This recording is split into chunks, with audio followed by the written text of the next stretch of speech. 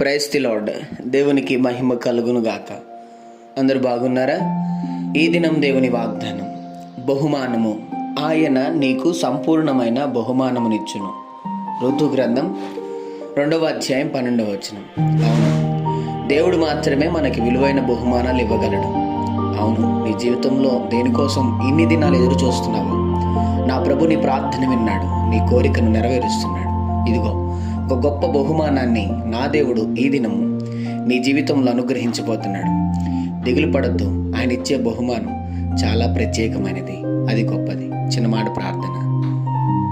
ప్రేమ కనికరం గల మా తండ్రి, నీకు వందనాలు. ఈ ఉదయకాల సమయంలో బిడ్డలను మీరు దీవించి బలపరిచి, వారు వెళ్తున్న ప్రయాణంలో, మార్గంలో, పనుల్లో, ప్రయత్నంలో ఈ దినం మీరు వారికి తోడుగుండమని, నిశ్చయముగా వారు కోరిక ప్రకారముగా ఒక మంచి బహుమానం ఇచ్చి వారిని, వారి కుటుంబాన్ని దీవించి ఆశీర్వదించమని యేసు నామములో అడుగుతున్నాం తండ్రి. ఆమెన్.